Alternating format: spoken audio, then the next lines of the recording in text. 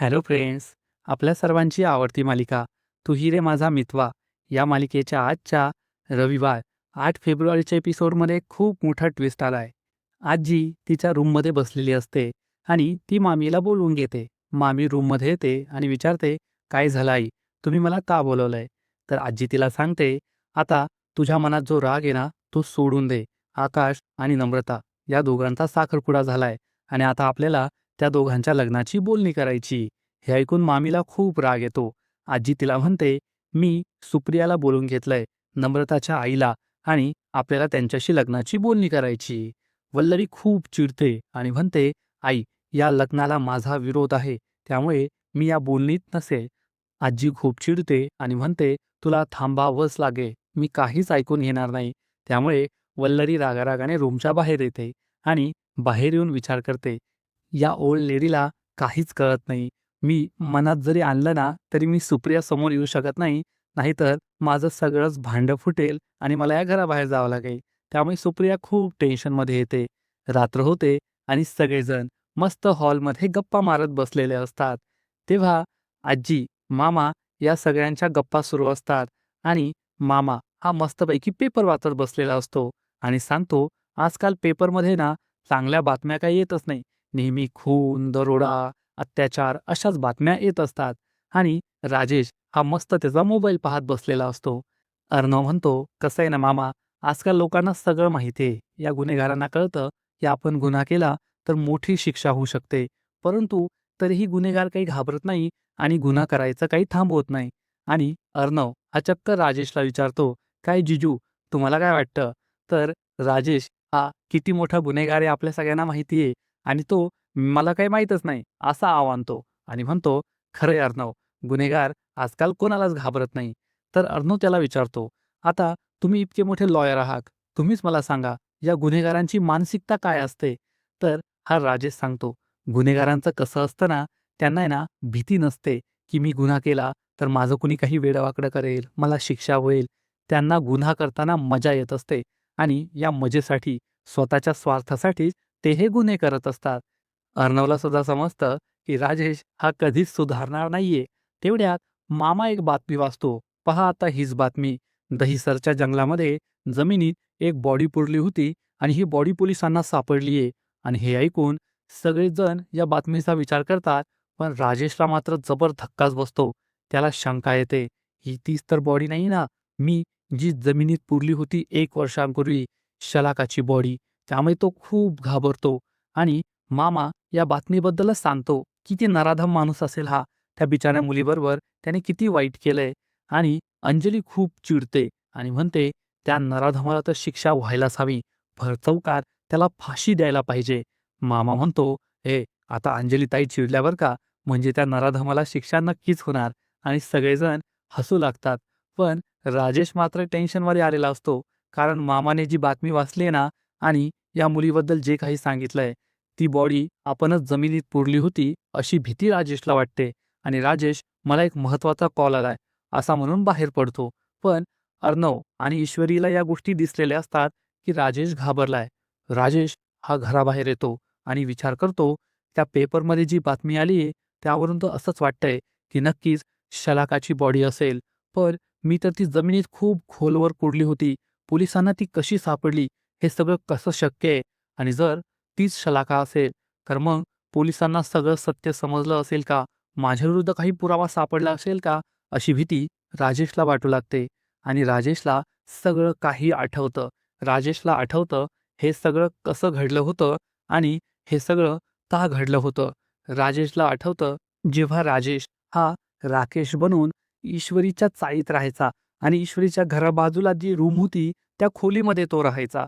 आणि या खोलीमध्येच एकदा शलाका त्याला भेटायला आली होती आणि त्याच वेळेस कुणीतरी दरवाजा वाजवला आणि शलाका इथे आहे हे कोणाला कळायला नको.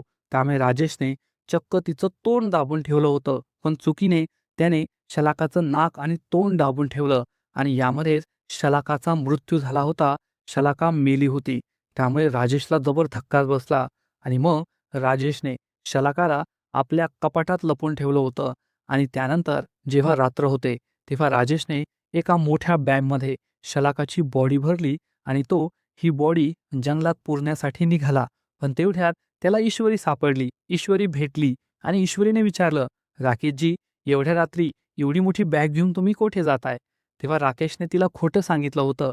"मी गरिबांना स्वेटर, कंबल या सगळ्या गोष्टी द्यायला जातोय." आणि ईश्वरी त्याच्यावर खूप खुश झाली होती. हे सगळं राजेशला आठवतं. राजेशला हे सुद्धा आठवतं की ईश्वरी आणि शलाका या दोघी मैत्रिणी होत्या आणि दोघी एकमेकींशी फोनवर बोलायच्या. त्यामुळे ईश्वरीला कोणताही संशय येऊ नये की शलाका अचानक कशी गायब झाली. त्यामुळे राजेशने चक्क शलाकाच्या मोबाईलवरून ईश्वरीला मेसेज पाठवला होता की आता माझं आणि माझ्या नवऱ्याचं जमलंय. आमच्या दोघांमधील भांडण मिटलंय. त्यामुळे मी कायमची गावी चाललीये. सगळं ठीक झालंय. आणि त्यानंतर मग ईश्वरीने पुन्हा कधीही शलाकाला कॉन्टॅक्ट केला नाही. पण राजेशने हा शलाकाचा फोन त्याच खोलीमध्ये लपवून ठेवला होता. तेथे एक फाईल सुद्धा ठेवली होती. हे सगळं राजेशला आठवतं. राजेशला आठवतं की तेव्हा तर तो खूप खुश झाला होता. परंतु आता त्याचा हे सगळं अंगलट येणार आहे. राजेशला वाटलं होतं की त्याने हा खून पचवलाय. परंतु हा खून आता त्याला चांगलाच भोवणार आहे. एवढं मात्र नक्की. राजेश विचार करतो, मला आत्ताच्या आत्ता जायला हवं आणि ईश्वरीच्या चाळीत तिच्या घराशेजारी जी खोली आहे, त्या खोलीत मी जो मोबाईल लपवलाय, तो मोबाईल मला आणावा लागेल. नाहीतर पोलिसांना तो मोबाईल सापडला तर माझं काही खरं नाही. असा विचार करून राजेश हा लगेचच ईश्वरीच्या चाळीत येतो. तेव्हा त्याला दिसतं की नम्रता ही मस्त फोनवर गुलुगुलू गप्पा मारते. त्यामुळे राजेश चांगलाच घाबरतो. ही नम्रता तर बाहेरच उभी आहे. आता मी आतमध्ये कसा जाणार हा प्रश्न त्याला पडतो. तो नम्रताचं फोनवर बोलणं होण्याची वाट पाहत असतो आणि त्याच वेळेस त्याला चक्क आत्या दिसते आणि आत्याला पाहून त्याला जबर धक्काच बसतो. आधीच ही नम्रता इथे, आता आत्या कुठून आली? आणि ही आत्या तर त्याच खोलीत राहतेय, ज्या खोलीत मी शलाकाचा फोन लपवला होता, माझ्या जुन्या खोलीत. मला आता इथे थांबून पाहिला नाही. जर मला इथे त्या दोघींनी पाहिलं तर नक्कीच माझ्यावरचा संशय वाढेल, असा विचार करून राजेश तेथून पळून जातो. पण आत्याने चक्क या राजेशला पाहिलेलं असतं. आत्याला संशय येतो आणि आत्या लगेचच ईश्वरीला कॉल लावते आणि ईश्वरीला सांगते, "ईश्वरी, मला आत्ताच तो नराधम राजेश आपल्या चाळीत दिसलाय." हे ऐकून ईश्वरीला जबर धक्काच बसतो. ईश्वरी विचारते, "तू तेथे काय करत होता?" तर आत्या सांगते, "ते मला माहीत नाही, पण तो लपून-लपून हे सगळं पाहत होता. नक्कीच तो काहीतरी वेडं-वाकडं करायला आला असेल. मला तर खूप भीती वाटतेय. तू सावध राहा." ईश्वरी म्हणते, "हो आत्या, तू सुद्धा स्वतःची काळजी घे आणि तो पुन्हा तेथे दिसला ना, तर मला नक्की सांग." असं म्हणून ती फोन कट करते आणि विचार करू लागते, राजेश हा चाळीत का गेला असेल? आता तेथे त्याचं काय काम आहे? या राजेशच्या डोक्यात काय शिजतंय? हाच प्रश्न ईश्वरीला पडतो आणि तेवढ्यात अर्णवला शिर्केचा कॉल येतो. शिर्के कामाबद्दल काहीतरी सांगतो. अर्णव चिडून म्हणतो, "शिर्के, तुम्हाला अक्कल नाहीये का? तुम्हाला मी त्या पोलिसांनी सांगितलेल्या मुलीबद्दल माहिती काढायला सांगितली होती. पण तुम्ही ते सोडून बाकीची कामं करताय. मला लवकरात लवकर ती माहिती हवी आहे. लवकर ते काम करा." असं म्हणून तो शिर्केवर ओरडतो आणि फोन कट करतो. ईश्वरी हे सगळं ऐकते आणि अर्णवला विचारते, "काय झालं अर्णव सर?" तर अर्णव तिला सांगतो, "पोलिसांनी मला एका मुलीबद्दल माहिती विचारली आहे आणि मी ती शिर्केला सांगितली होती. पण लोकांना ना सांगितलेली कामच जमत नाही. काम नुसती टाळाटाळ करत असतात. त्यामुळे मी त्याच्यावर चिडलो." ईश्वरी अर्णवला विचारते, "कोणती मुलगी?" तर अर्णव तिला विचारतो, "तुला आपल्या कंपनीतील अशा एखाद्या मुलीबद्दल माहिती आहे का, जिचा ब्लड ग्रुप AB निगेटिव्ह होता?" ईश्वरी म्हणते, "हो, हो, माहिती आहे ना. कारण आहे ना, मी आपल्या कंपनीत आहे ना, ब्लड बँक उघडली होती. त्यामुळे कोणाचा ब्लड ग्रुप कोणता आहे, हे मला चांगलंच माहिती आहे." अर्णव खूप चिडतो. ईश्वरी म्हणते, "सर, मी तेथे ना, आमच्या कंपनीच्या CEOची एक साधी PA होते. त्यामुळे मला हे कसं माहीत असेल?" अर्णव म्हणतो, "ठीक आहे." आणि तो ईश्वरीला शलाकाच्या साडीचा फोटो दाखवतो, जी तिने शेवटच्या वेळेस नेसलेली होती आणि विचारतो, "ही साडी तू ओळखतेस का?" ईश्वरी सांगते, "हो, ओळखते ना. ही तर शलाकाताईची साडी आहे." हे ऐकून अर्णवला मोठा धक्काच बसतो. अर्णव म्हणतो, "नीट पहा, ही कोणाची साडी आहे?" ईश्वरी हा फोटो पाहते आणि सांगते, "सर, मला गॅरंटी आहे, आम्ही बायका आहे ना, साड्या विसरत नाही. ही तर शलाकाताईची साडी आहे." अर्णव विचारतो, "कोण शलाका?" ईश्वरी सांगते, "अहो, त्याच शलाकाताई, ज्यांना मी आपल्या ऑफिसच्या कॅन्टीनमध्ये नोकरी मिळवून दिली होती." अर्णवला तरीही आठवत नाही.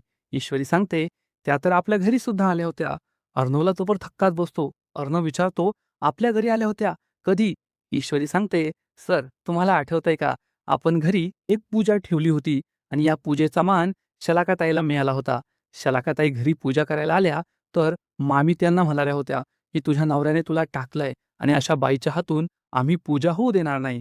आणि मग तुम्ही आणि मी शलाकाताईची साथ दिली होती आणि शलाकाताईला ही पूजा करू दिली होती."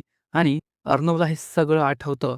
अर्णव विचारतो, "मग त्यांचं पुढे काय झालं? आता त्या कुठे आहेत?" तर ईश्वरी सांगते, "सर, आता त्या त्यांच्या गावी आहेत. त्यांनी मला मेसेज केला होता.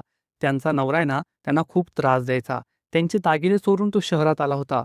त्या आहे ना, त्यांना शोधायला आल्या होत्या. मग मीच त्यांना नोकरी मिळवून दिली. त्यांनी मला मेसेज केला, आता माझं आणि माझ्या नवऱ्याचं जमलंय, भांडण मिटलंय आणि मी आता गावीच राहणार आहे. त्यांचा मेसेजसुद्धा मला आला होता." हे ऐकून अर्णवला मोठा धक्काच बसतो. तेवढ्यात अर्णवला मेहताचा कॉल येतो. अर्णव मेहताशी बोलू लागतो. तर ईश्वरीला शिर्केचा कॉल येतो आणि तो सांगतो, "मी अर्णव सरांना कॉल करत होतो, पण त्यांचा फोन लागलाच नाही आणि अर्णव सरांनी मला विचारलं होतं, की ते आयडी कार्ड कोणाचं आहे? तर त्यांना सांगा, आपल्या ऑफिसमध्ये काम करणाऱ्या शलाका पाटीलचं ते आयडी कार्ड आहे." हे ऐकून ईश्वरीला जबर धक्काच बसतो. इकडे अर्णवचा फोनसुद्धा संपतो. ईश्वरी त्याला सांगते, "शिर्केने मला कॉल केला होता आणि तुम्हाला सांगितलंय, की ते आयडी कार्ड आहे ना, शलाका पाटीलचं आहे." अर्णवच्या पायाखालची जमीनच सरकते. ईश्वरी विचारते, "काय झालं सर? शलाका पाटीलबद्दल एवढं तुम्ही का विचारताय? ऑफिसमध्ये चौकशी का केली? आणि कोणतं आयडी कार्ड?" तेव्हा अर्णव हा ईश्वरीला सांगतो, "ईश्वरी शांत हो. मला आहे ना, काल पोलिसांचा फोन आला होता आणि आता मामाने खाली जी न्यूजपेपरमधील बातमी वाचून दाखवली ना, की दहिसरच्या जंगलामध्ये जमिनीत एका मुलीची बॉडी सापडली आहे. 30 वर्षांची मुलगी आणि ती मुलगी म्हणजे शलाका पाटील होती." हे ऐकून ईश्वरीच्या पायाखालची जमीनच सरकते. तिचा विश्वासच बसत नाही, की शलाका पाटीलचा खून झालाय. ईश्वरीचं गरगरू लागतं. तिला चक्कर येऊ लागते. तेव्हा अर्णव तिला सावरतो, तिला बसवतो आणि म्हणतो, "ईश्वरी शांत हो, घाबरू नकोस." ईश्वरी खूप दुःखी होते आणि विचारते, "सर, हे कसं झालं? शलाकाताई किती चांगल्या होत्या. कुणी त्यांच्याबरोबर हे सगळं केलं?" तर अर्णव ईश्वरीला पाणी प्यायला देतो आणि तिला शांत करतो. ईश्वरी खूप दुःखी होते आणि अर्णवला सांगते, "शलाकाताई किती चांगल्या होत्या. त्यांच्याबरोबर कुणी असं कसं काय करू शकतं? ज्याने कुणी केलंय ना, त्या नराधमाला शिक्षा व्हायलाच पाहिजे. त्याला जिवंत नाही सोडायला पाहिजे. त्याला कठोरातली कठोर शिक्षा व्हायला पाहिजे." पण अर्णव हाच विचार करत असतो, की या शलाका पाटीलला कुणी मारलं असेल, कुणी तिच्याबरोबर हे केलं असेल. ईश्वरी ढसाढसा रडू लागते. अर्णवला खूप वाईट वाटतं. तो ईश्वरीला शांत करतो. ईश्वरी अर्णवला घट्ट मिठी मारते. अर्णवसुद्धा तिला सावरतो. ईश्वरी रडतच असते. शलाकाच्या आठवणी जाग्या करत असते. शलाका किती छान होत्या. त्यांच्याबरोबर असं कुणी केलं? माझा तर विश्वास बसत नाहीये. कुणीतरी त्यांना मारलंय. अर्णव ईश्वरीला शांत करतो आणि म्हणतो, "ईश्वरी, जे झालं ना, आता आपण ते तर नाही बदलू शकत. पण उद्या पोलीस येणार आहेत. ते चौकशी करतील. तू त्यांना झालेलं सगळं सांग. म्हणजे आपल्याला शलाकाचा गुन्हेगार शोधता येईल आणि तिला न्याय मिळवून देता येईल." ईश्वरी यासाठी हो म्हणते. दुसरा दिवस उजाडतो. राजेश त्याच्या रूममध्ये असतो.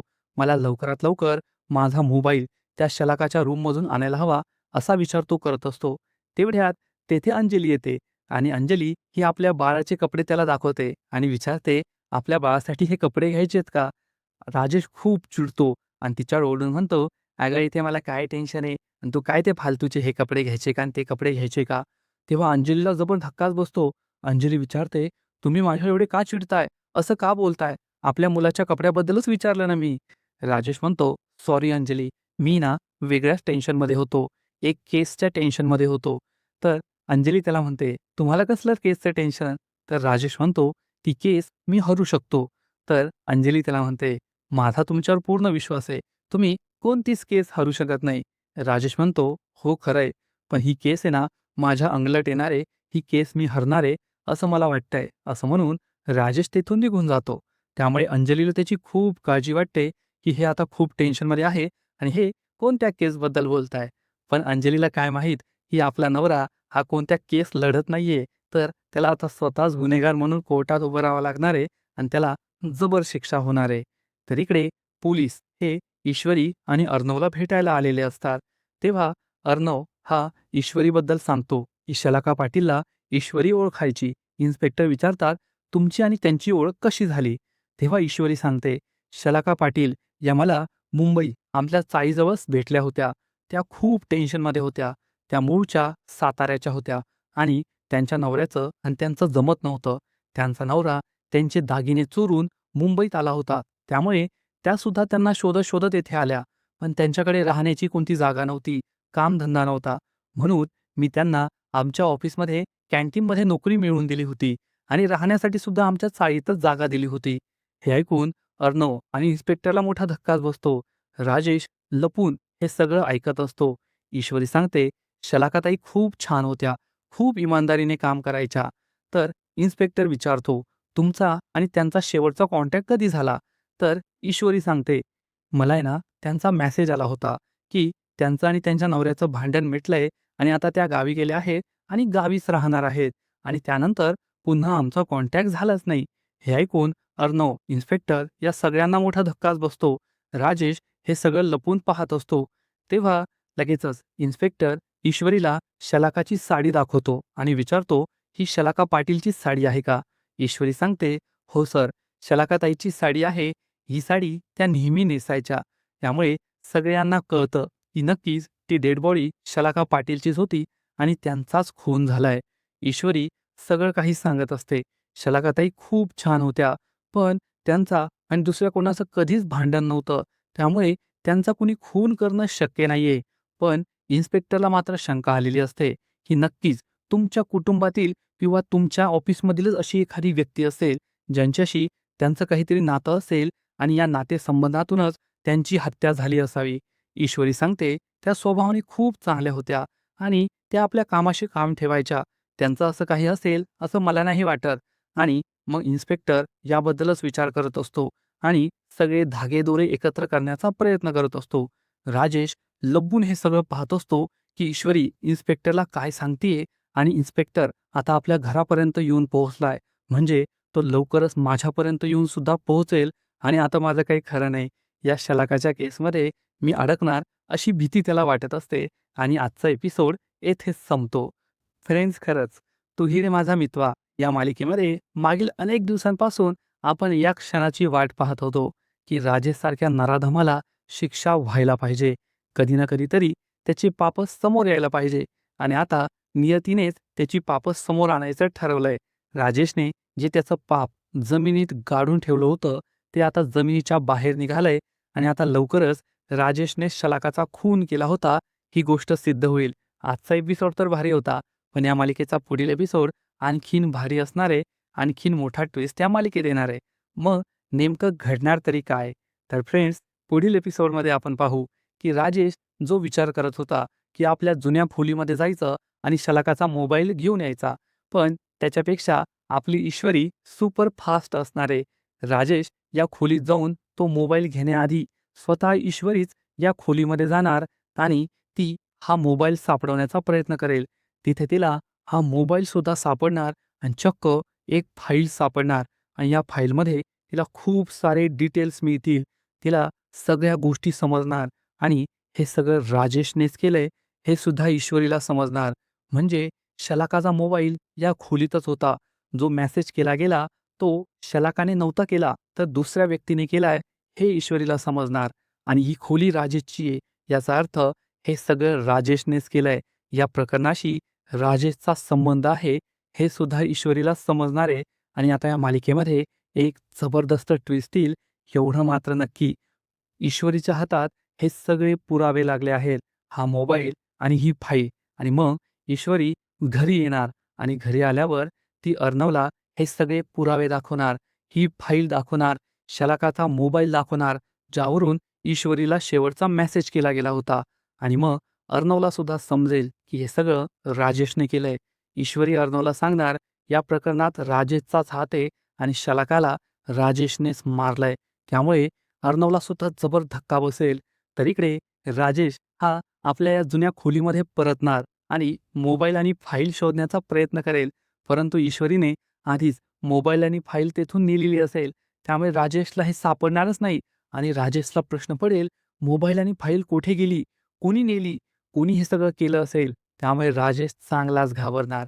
म्हणजे आता एकूणच राजेशची पापांचा घडा संपलाय. राजेशचं सत्य हे आता लवकरच सगळ्यांसमोर येणार आहे, की राजेश हा किती मोठा नराधम आहे आणि एकदा का शलाकाचा खून त्याने केलाय, हे सत्य सगळ्यांना समजलं, मग बाकीच्या गोष्टी समजायला किती वेळ लागणार आहे, की राजेश हा वकील नाहीये, खोटारडा आहे. त्याने ईश्वरीबरोबर काय केलंय, राकेश बनून लग्न करण्याचा प्रयत्न केला आणि आता सुद्धा तो जे काही करतोय, ते सगळं सत्य समोर येणार आणि मग राजेशची वाजत-गाजत मिरवणूक निघणार, चक्क तुरुंगाच्या दिशेने. आणि त्याने आजपर्यंत इतकी पापं केली आहेत, की त्याला तर फाशीचीच शिक्षा व्हायला हवी. त्याला दुसरी कोणतीही शिक्षा चालणार नाही, एवढं मात्र नक्की. तर फ्रेंड्स, तुम्हाला सुद्धा हा ट्विस्ट आवडतोय ना? राजेशचा शेवट झालेला तुम्हालाही पाहायचा आहे ना? नक्कीच कमेंट करून सांगा. आणि तू ही रे माझा मितवा या मालिकेचे असेच नवीन-नवीन अपडेट्स सर्वात आधी जाणून घेण्यासाठी व्हिडिओला लाईक करा, शेअर करा, चॅनलला सबस्क्राईब करून बेल आयकॉनवर क्लिक करा. म्हणजे या मालिकेचे नवीन-नवीन एपिसोड तुम्हाला सर्वात आधी पाहायला मिळतील. खूप खूप खूप धन्यवाद.